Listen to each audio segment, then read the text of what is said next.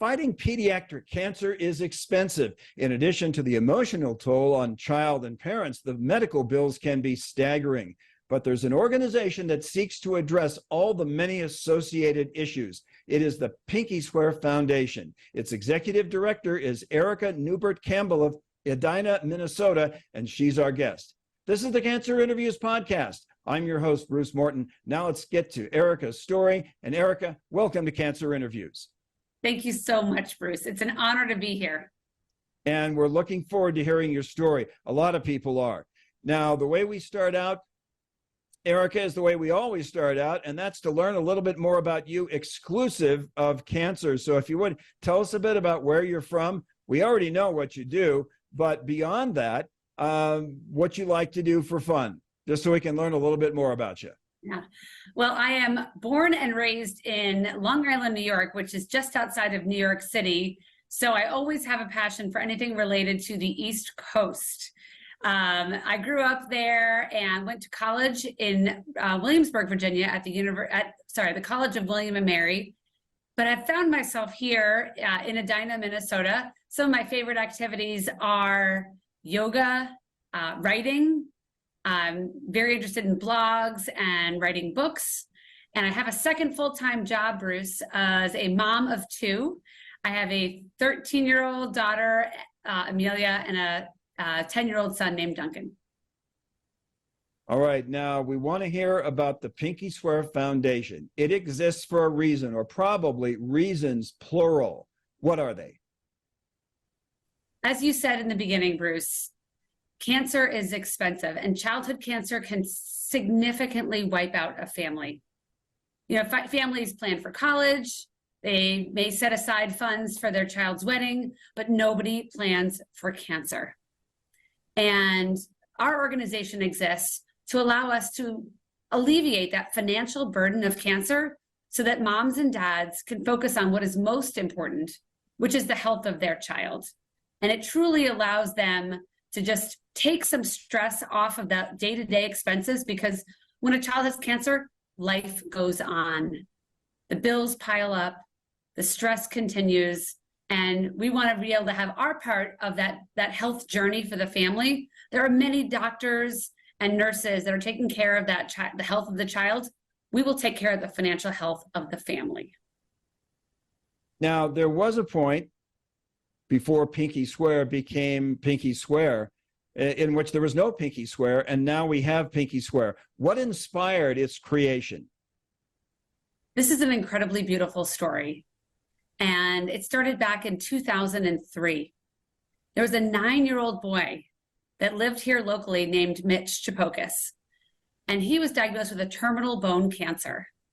So one evening, he was in the hospital late at night with his dad, and he overheard a family in the room next door talking about how they couldn't afford Christmas presents. And it broke Mitch's heart. So he turned to his dad and he said, "Dad, how much money do I have in my bank?" And his dad said, "Well, son, you have about $6,000. Mitch, in that moment, decided to actually ask his dad to go to the bank and withdraw all of that money.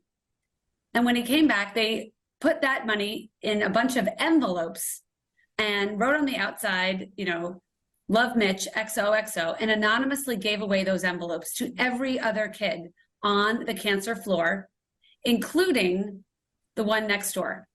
Now that family, they were resting, and so they were asleep. Mitch wanted to do this anonymously. As he was leaving the room, his wheelchair accidentally bumped the side of the door frame. And he's like, Dad, run, because they didn't want to be seen. So they got to the elevator doors, and Mitch was breathless as the doors closed. He looked up to his dad and said, "Dad, that was awesome. I loved giving, and I can't wait to do it again next year." And now Mitch's parents were honest with him about his prognosis. So his dad, Steve, looked at his son and said, "Well, I'm sorry, buddy, but I don't think you're going to be here next year." And Mitch, 9-year-old Mitch, took a deep breath, and with the courage of a leader and the innocence of a child, said, "Okay, Dad, will you Pinkyswear promise me that you keep doing this after I'm gone?"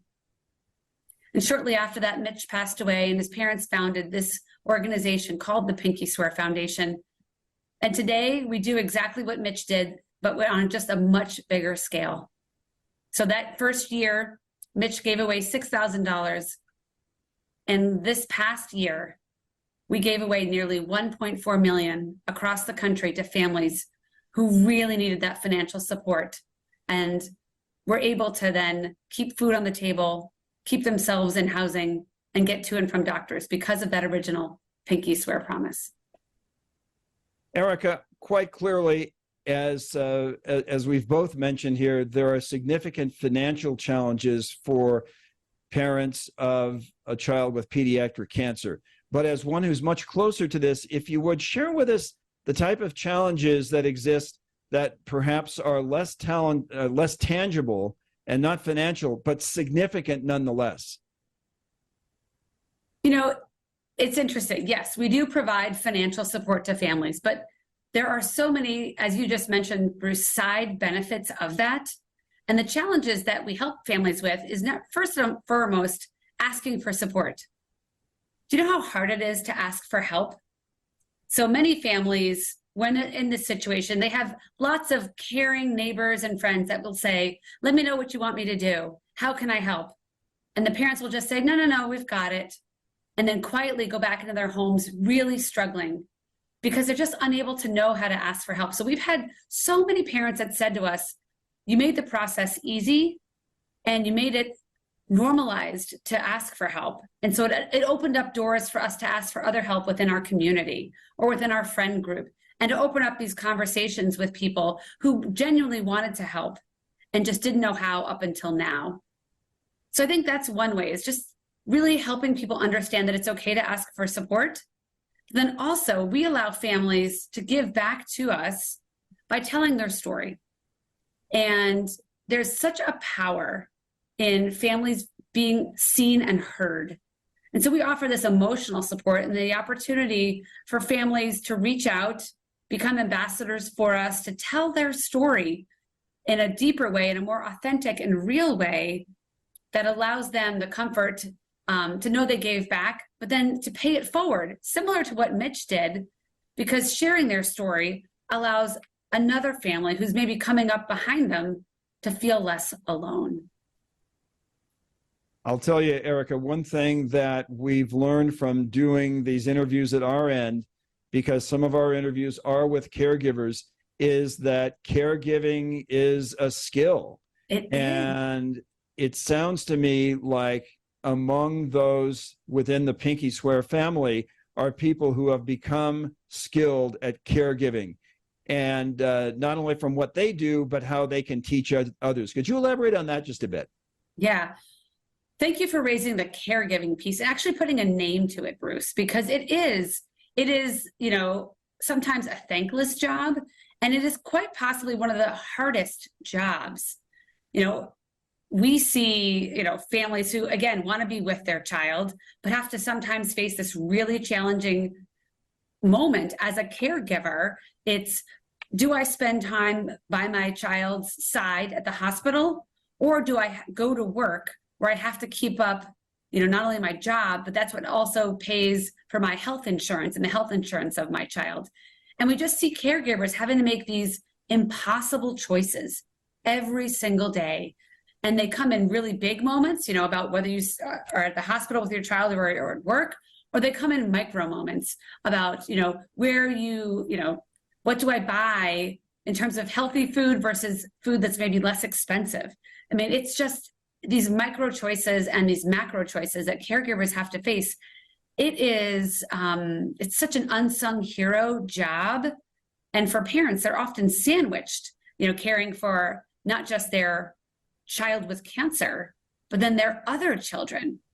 You know, we talk about how the siblings of a child with cancer often go unnoticed and they get forgotten because all the family's attention goes on the one child with cancer. And so, yeah, there's the caregiver that really we want to support. And we also want to make sure we're supporting the entire family, including the siblings.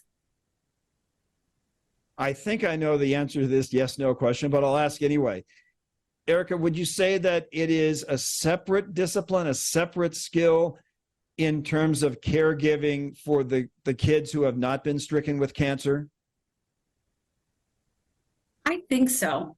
Yes, I do. I think it's a separate skill because it's a delicate dance, right? You want to make sure that that sibling feels seen and heard, but also physically taken care of. There's, you know what it's like to be a parent when you have to run one child to their sports activity and then, one child to the doctor. And we hear a lot of caregivers and parents who talk about how they had to essentially farm out their other children to other parents in the community, grandparents.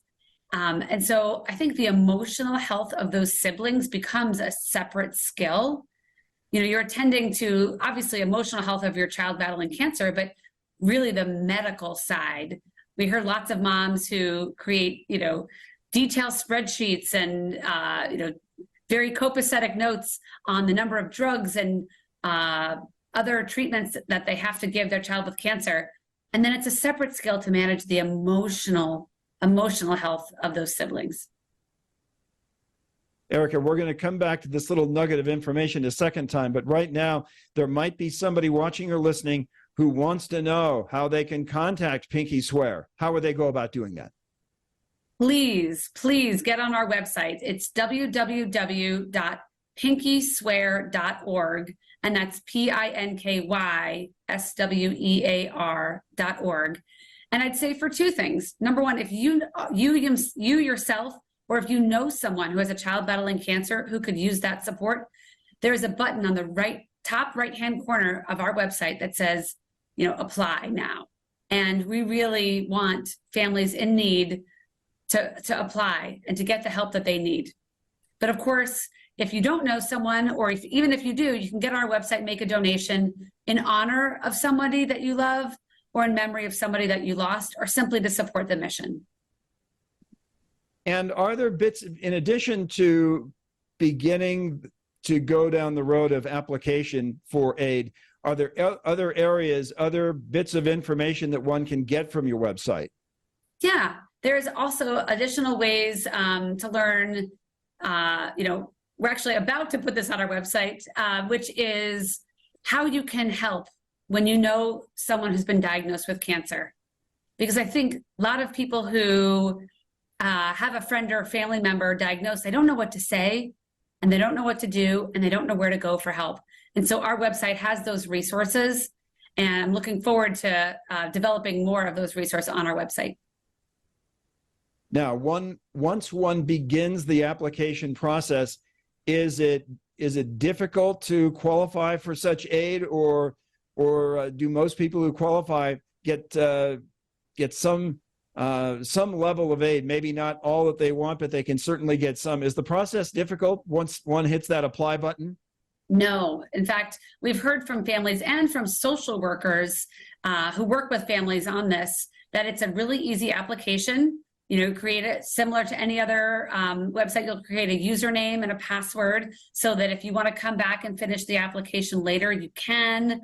And they're really straightforward questions. One of the things I'm most proud of too about it, Bruce, is that it's income independent, meaning no matter how much money you have or don't have, we're going to be there to help. Now, the one caveat I will say, Bruce, is that we need more fundraisers. We need more donations, because what keeps me up at night is I never want to say no to a family who has taken that time to submit an application. I think about a mom or a dad who's, maybe applying late at night after their child has gone to sleep, and they're taking the time to get on our website and to fill out all of the requested information. And it breaks my heart if we have to say no. And our business model, I always treat, this is, it's a nonprofit, but it's a very simple model. The more money I fundraise, the more money I can give to families. It's very simple. And so, the only caveat is occasionally we don't have enough money for everyone, and we have to say no to a few families. And I work tirelessly day and night to avoid that, because I just want to say yes to every family. That's my vision. Our guest is Erica Neubert Campbell of Edina, Minnesota. She's the executive director of the Pinkyswear Foundation, which is there for families of kids with pediatric cancer. And as I listen to you, Erica, it sounds like you and your staff, the Pinkyswear family, there's no price tag you can put on hope. And it sounds like at your end, it's a labor of love, and that can provide hope. Is that fair to say? Absolutely. Again, we've talked to families all the time. And in fact, we get thank you notes from families all the time, which I'm amazed at. In the midst of all of their challenges and all of their busy schedules and doctor's appointments, for them to reach out and write a handwritten note or to type us an email, that's how we know that this is working. And that, to your point, Bruce, it creates hope. We have families who've told us that they were at their wits' end. They were really at such low, desperate moments. And then they received notice from us that maybe we were paying their mortgage that month, or paying for their transportation that month, or providing food for them that month. And while that is a financial gift, they've said that that feeling of hope and relief made a world of difference. And it gave them just a little bit more resilience and a little bit more hope to make it through one more day. And to me, that is worth it. And it is that extension of the gifts that we're giving financially. It's the hope we're providing emotionally, that, what that says to families is, hey, mom or dad, you are not alone. Somebody has your back, and we're going to help you get through this really challenging time. I think that, the universe always provides, right? Because we hear stories time after time where our communication that we're going to provide some kind of financial support came at that just exact moment when the family needed to hear that. And to me, that's really beautiful. And that's that piece of hope that you can't put a price tag on. Erica, we're going to start to wrap things up, but we always wrap things up in pretty much the same way. Your answer to this question may have already been covered, but in this situation, we don't mind being redundant. But if you were to encounter someone for the first time, someone who had just learned that their child had been diagnosed with cancer, there might be a million things you'd want to say to them. But if there's one thing that stands out above all else, one part of your message that you want to make sure you drive home, what would that be? Two things. Number one, you are not alone. And number two, apply to Pinkyswear. In fact, we have a woman that we work with now who works on our team. She herself had a child battling cancer. And she tells the story that her son, who was immediately rushed to the hospital when they diagnosed him, after the first few days, and he immediately went into chemotherapy treatments, the social worker sat them down and said, this is going to be a long journey for you. This is going to be really hard. It's going to begin to put, cracks in your marriage, and you're going to have some financial challenges. And my request is that you apply to Pinkyswear now. And, she says that was just such a transformational moment for her. And she did apply, and she got the help she needed when she needed it. She was so grateful that now she wanted to work with us. She works on staff with us now, and she tells that story. And that's what I mean. When you are newly diagnosed, please reach out to us, and we want to help. You are not alone. And Erica, we want to come back to this one more time, just in case somebody didn't get it the first time. We want to make sure that they get it this time. If somebody wants to contact Pinkyswear, how do they do it? Get on our website, www.pinkyswear.org. And please join our Pinkyswear family. And I promise you a really rewarding experience where you will know that A, you're not alone, and B, that you're able to make a direct impact on families in the fight of their life. Excellent.